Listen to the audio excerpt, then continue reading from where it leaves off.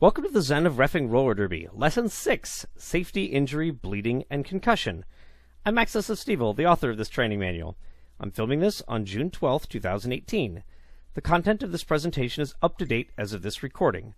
Should this video become outdated or replaced by a newer version, I'll put a link on the screen to where you can find more information. As always, you can find the latest version of the full training manual at www.tinyurl.com/zenreffing. A quick disclaimer. The WFTDA, MRDA, and JRDA are not responsible for the content of this training manual or this presentation, nor do they make any claims as to the accuracy of their content within. Another note, if you spot any errors or outdated information in this presentation, please put a comment on YouTube explaining the issue and listing the time code.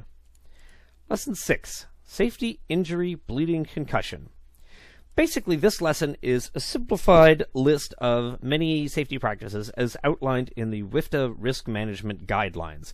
So please check that document for more information. I'll put a link to it at the show notes at the end of on the YouTube page.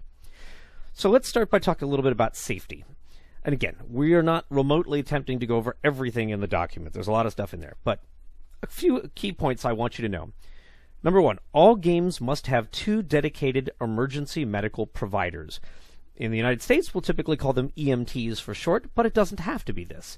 It has to be people that are trained in emergency medicine. So this could, in theory, be like, say, nurses that work in an emergency room. This could be doctors that work in an emergency room.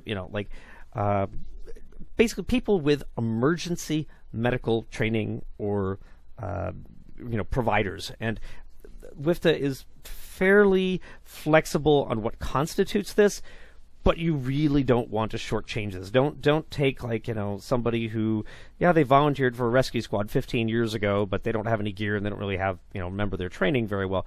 That's not what you want. You want somebody basically who has a licensure or up-to-date training on this.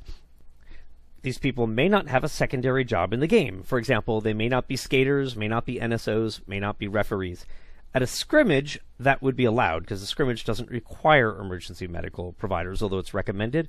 But during a formal game, they may not have any other duty. They are there as the EMTs and that only.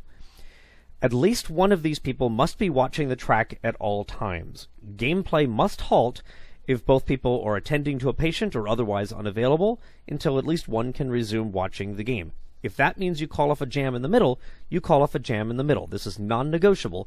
We have at least one EMT watching the game at all times.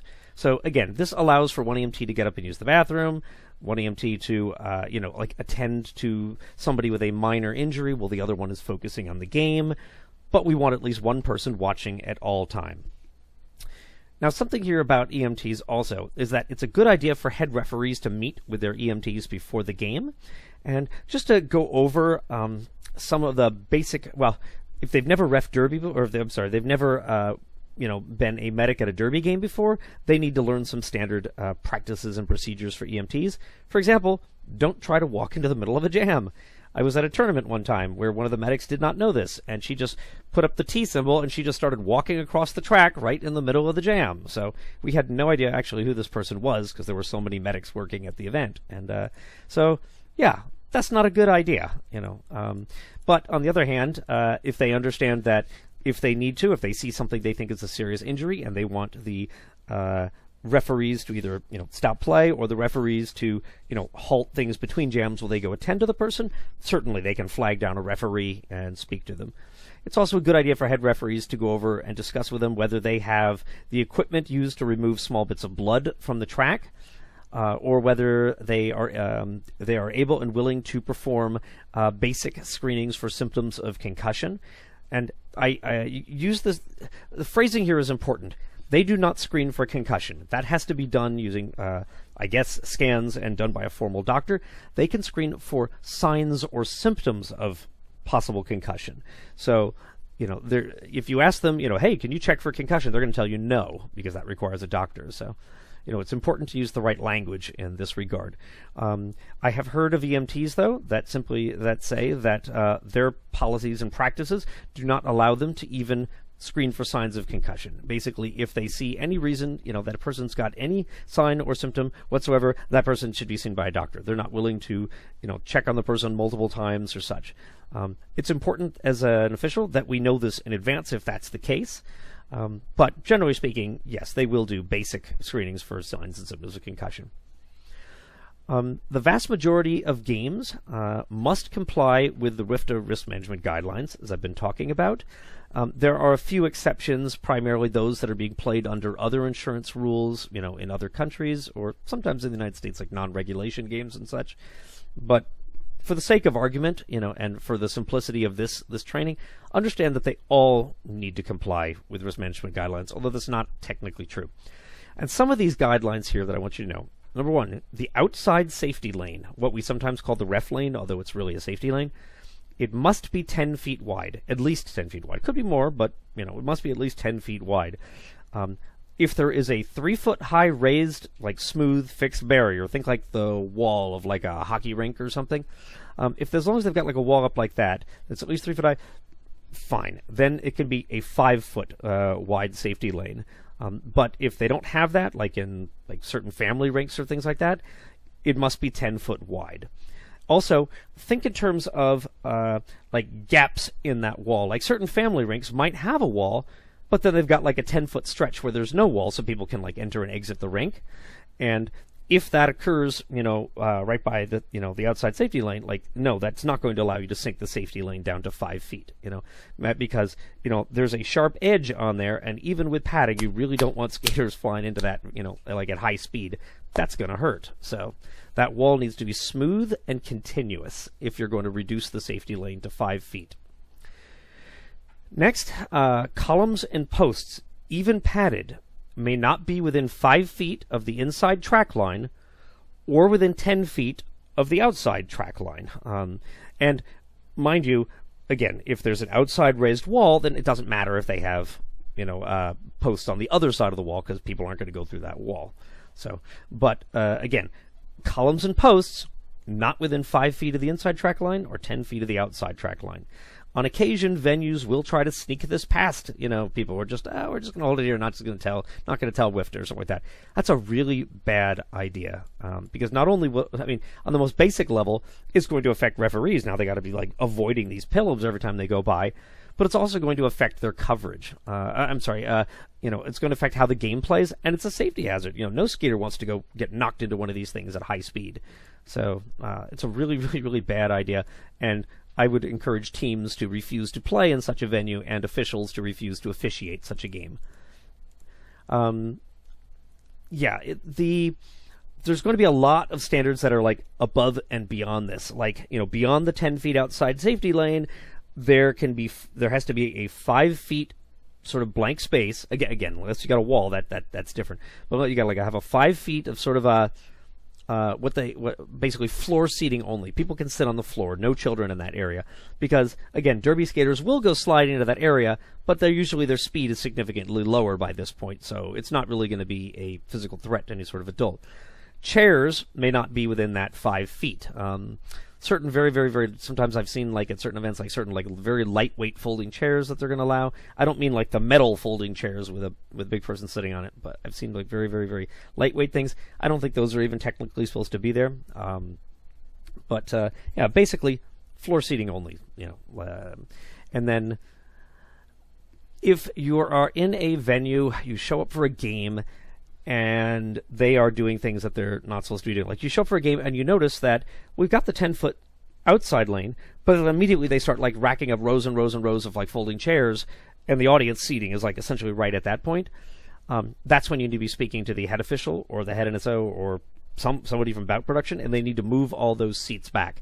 And that actually happens fairly frequently initially, because it's just when they're setting up the chairs, they haven't finished putting down the track lines, and so they didn't get the measurements exactly right. And as long as the audience isn't there and the game hasn't begun, it's no big deal. You just move the chairs back. But you really want to resolve this before the audience gets there, and you really want to resolve this before a skater goes flying into this at speed and gets injured, or an official goes flying into this. You don't want to be the person that gets injured or have someone in your crew gets injured because you were too afraid to speak up. So if you're new and you're not feeling particularly sure of yourself and you're not sure of the risk management guidelines, ask, who is the person here that is most familiar with the risk management guidelines? Find who that person is and say, okay, I have a concern. I think this might not be legal. Can we please go check on this? Go over it. I encourage officials to, the risk management guidelines are a PDF document. You should definitely be reading through it at least once just to kind of get familiar with it when you're first starting. But also, put it on your phone. Even if you can't download the PDF onto your phone, just put a link to the document. So it'll basically just grab it by Wi-Fi, and you can instantly look it up. So before the game, I'm not sure if those chairs are legally placed, and you can just kind of scroll and find the policy in there, and you can basically, oh yeah, that's definitely violating a guideline there. And that way then you can walk over and you can point it out and actually hold the actual copy there and say, we cannot do this. For the experienced referees out there, do not be afraid to put your foot down and say, I will not officiate this game, and I'm going to go recommend to my team who's playing here today that they not begin the game until this is resolved satisfactorily, because it is unsafe, and it does not affect. But people say like, oh, well, your insurance won't cover you. Well, you have the coverage.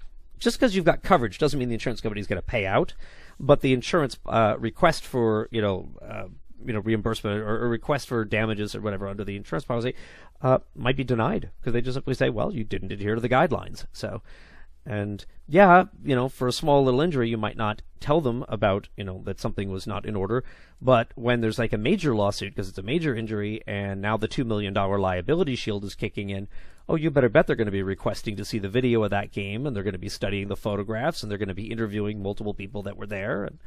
And so, yeah, you really don't want to be the person who's responsible for making a bad decision. So let's get that. If you have to, walk out of a game before it starts if it's unsafe, and just tell them, I will not officiate this game because I believe this is unsafe. That's really tough for new officials to do. So find more experienced officials there and bring things to their attention and let them address with it. It's very important that these tracks be made safe under the risk management guidelines. Another thing in the risk management guidelines, safety gear must be worn at all times while standing on skates. We've talked about this back in our safety gear lesson. Still true. It's very important. The one exception, you may take your helmets off for the national anthem.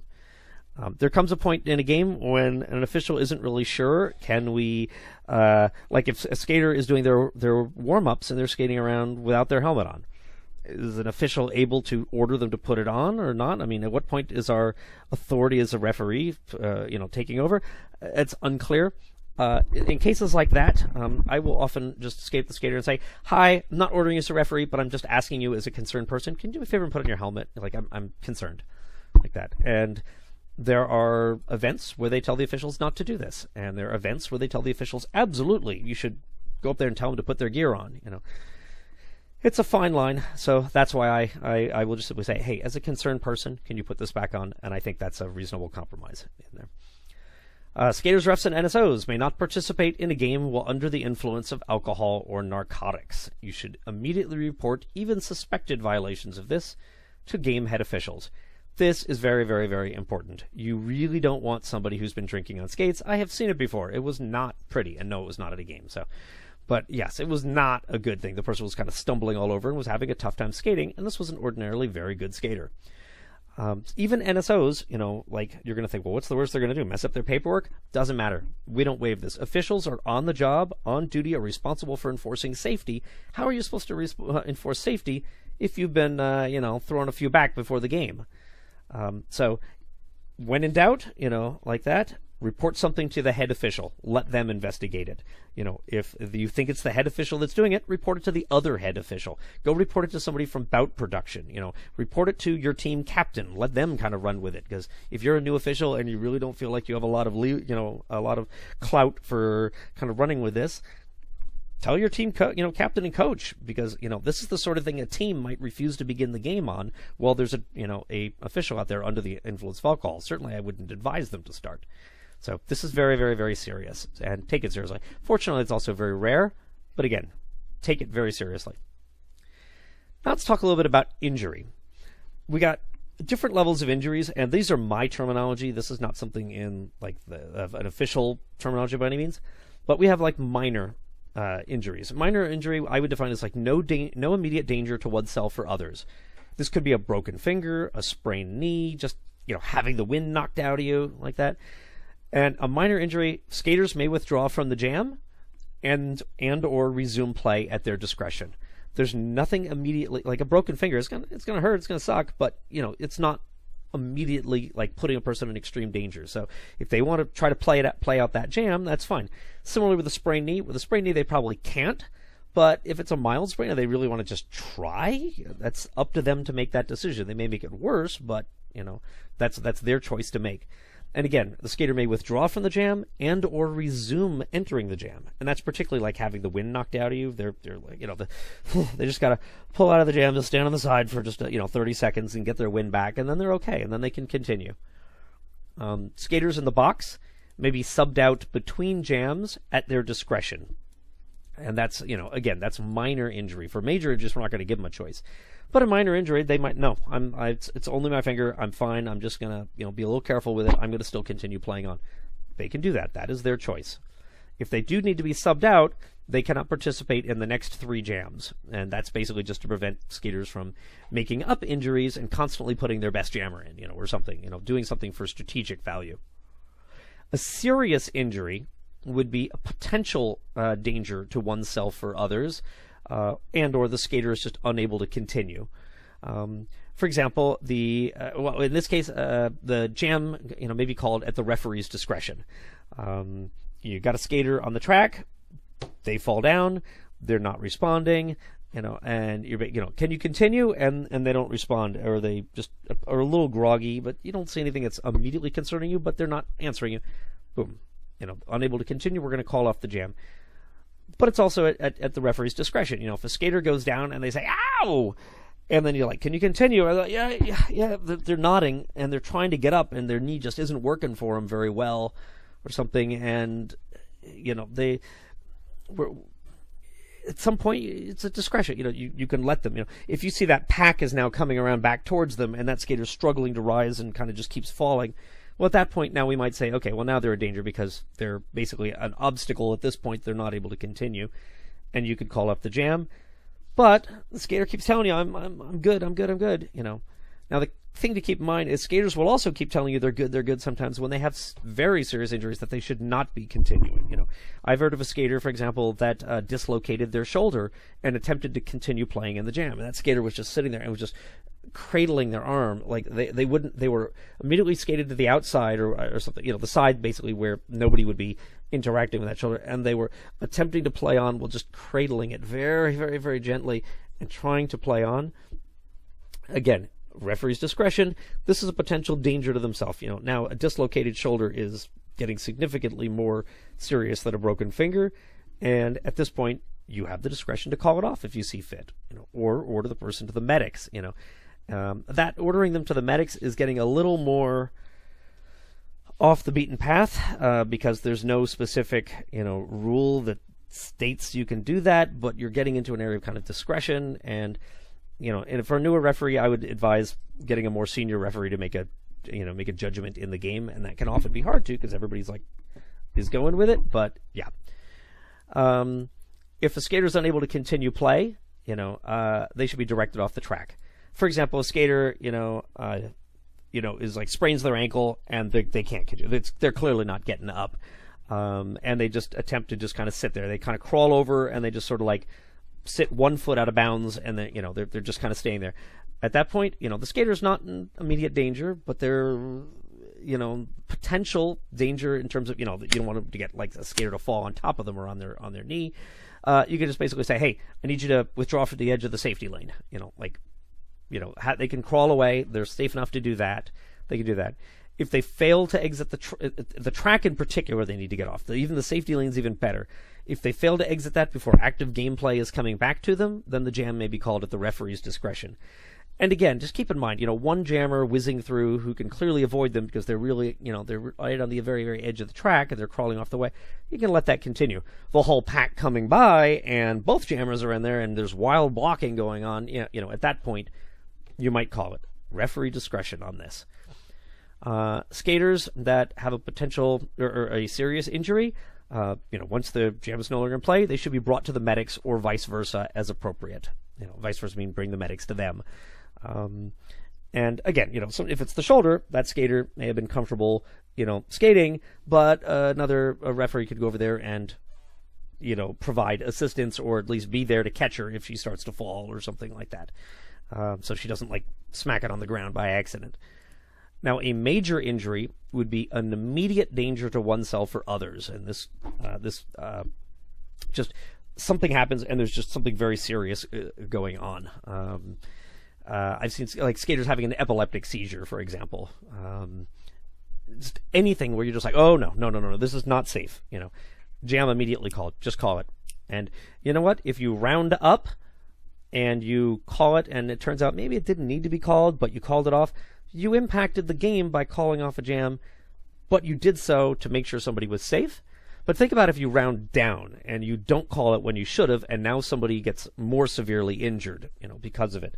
So that would be much worse. So you're better off rounding up than rounding down. Doesn't mean you need to panic all the time, but just round up. So jam immediately called in response to a major injury. Medics should be brought to the skater. Don't try to take the skater to the medics. Now, immediate danger would also include things like they go down and they hit their head. They've now taken a serious head hit. We'll talk about that a little more under concussion. Bleeding would be in there, like the epileptic seizure. Skater goes down and starts screaming. They're in severe pain. At that point. A skater goes down and just something is just clearly does not look right. Like an arm is way out of whack or something, or just use your judgment. If it's a major danger presenting an immediate danger to oneself or others, call the jam, get the medics in there. And by the way, at that point, the medics are now in charge. I was at a tournament once where the captain came in, like the medics were attending to somebody with like a broken ankle, and they were like, hey, can the medics just get that person off the track so we can continue? And I was like, no, the medics are in charge right now. They will get that person off when it is safe for them to do so. I'm not going to go and, jeopardize the safety of that skater, medics are in charge at that point, and schedule will be damned. Sorry if things get messed up, but medics are in charge during an emergency. All right, impaired and confused skaters. And I have seen this once. I was working a scrimmage, and a skater had a seizure, not like the Grand Mal where they fall down and start convulsing, but a seizure where they basically, they essentially went comatose. The skater was skating on the straightaway and just got to the curve and just kept going, and they just kept going and kept going. They just started skating kind of off into the middle of nowhere, and people were like, "Hey, no, you okay? You okay?" And, they're calling the skater by name. Skater, it just isn't responding. And we call the jam at that point because we're just like, something has clearly gone wrong here. The skater has gone incommunicado, and we didn't know what it was. So, do that. Again, you can call it at the referee's discretion. If a skater, again, on the edge of the track line, doesn't appear to be in any serious danger, especially if they happen to be near the EMTs, you can just fetch one, just kind of check on the person. That's one thing. But if they're in the middle of the track and they fall down and they don't get up and they're just sitting there, and can you continue? Or, are you all right?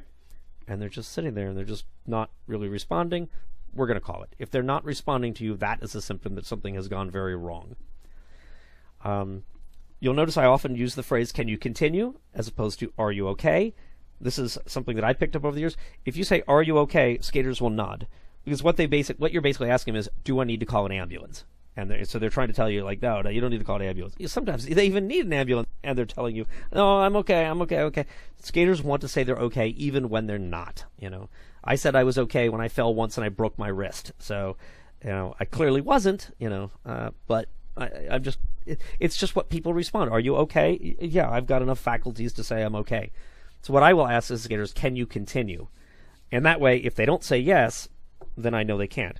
And the skaters will oftentimes say no, and that doesn't necessarily mean the jam needs to be called off. Maybe they can get out of the way, but can you continue is also just asking, not do you need the jam called off? Do you need an ambulance? Nothing like this. Can you specifically continue? And then as a referee, I can start making my judgments from there based on the context of the action.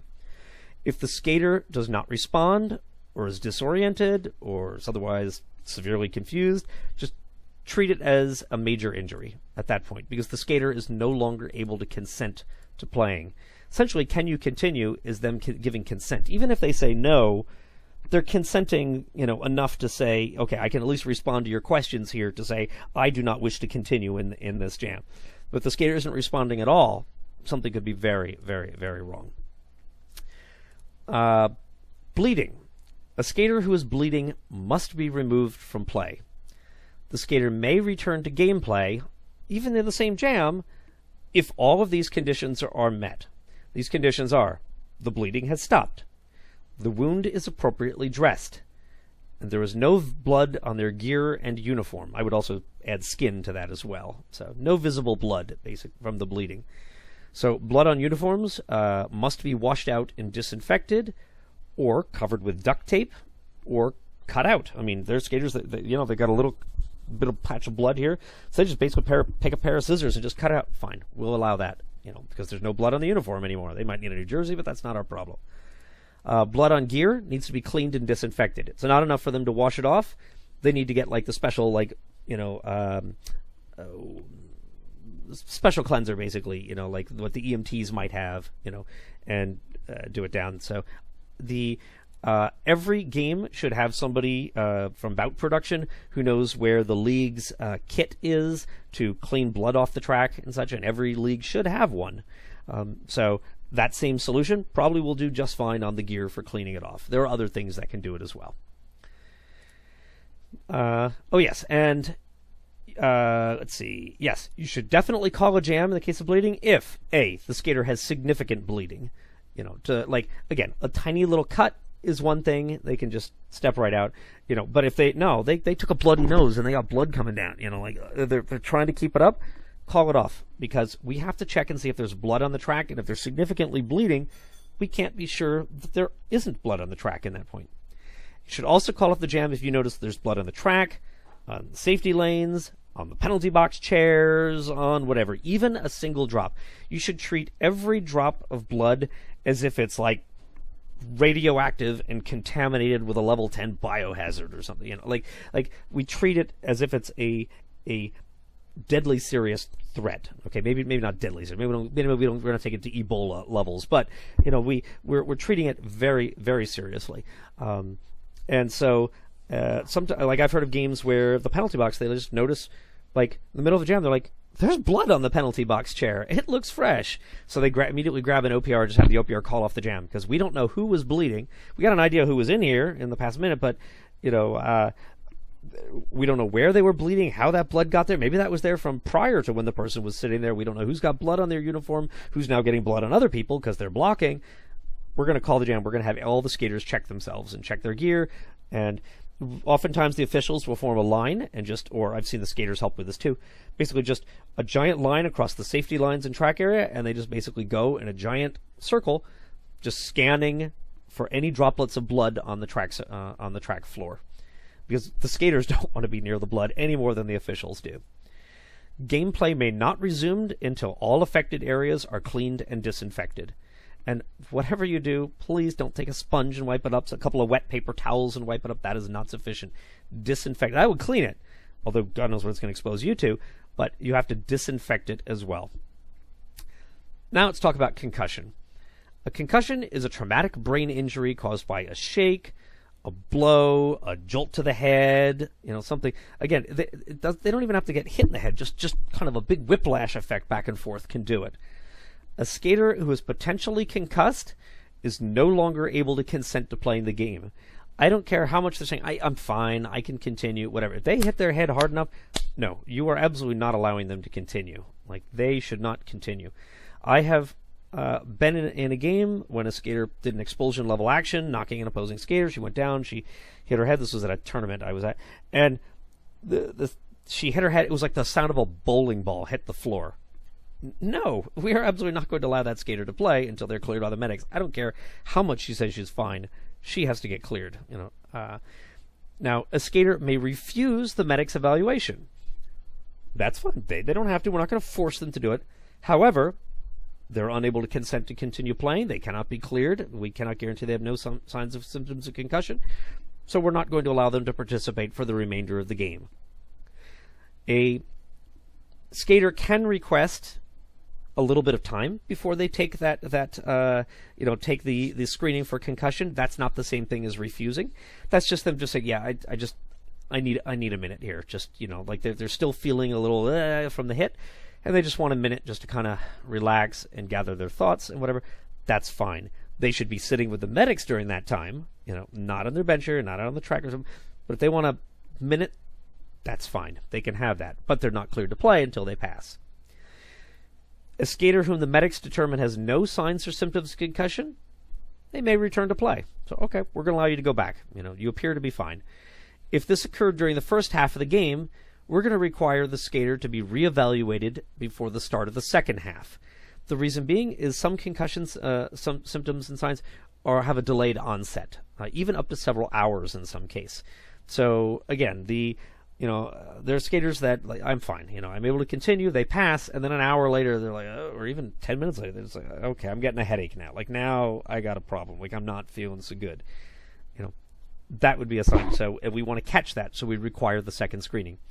If the initial, like the head injury or the head hit had occurred in the second half of the game, then we want the skater to come and be reevaluated at the end of the game as well. Just because at that point the EMTs are going to pack up and leave, so we'll take it. Even if they got screened 5 minutes before, let's just have them do it again real quick. Medics may request a skater's return for reevaluation at later times as well.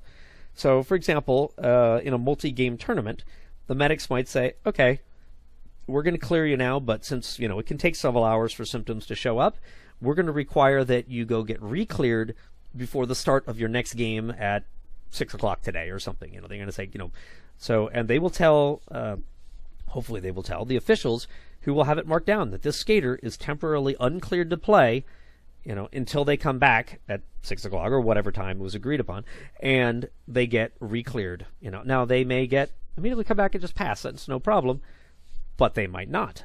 And this is why we want them going back to the medics. So, now common symptoms of concussion can include blacking out, headaches, abnormal behavior, confusion and disorientation, difficulty balancing, nausea, agitation, sensitivity to light. Those are the things basically they're looking for. There's a lot more. There are some very good concussion screenings out there. The risk management guidelines talks about them. I'm not going into full detail here because I'm not trying to explain how to screen for a concussion. I'm just telling you that they're out there. I'm also going to put a special link at the end, or in the show notes, after this video, that are basically going to tell you a special online training you can go up to. It takes like 15 minutes. And it will help you. It's meant on youth sports injuries, but it is very applicable to adult ones as well. It's great online training you can do on becoming more aware of signs and symptoms of concussion. And that concludes Lesson 6. I thank you for your patience with the fact that I'm actually filming like Lesson 20, and then I'm jumping back to 6. It's because I added this lesson in after the fact, but I needed to wait for certain policy things to be sorted out before I could record this and put this online.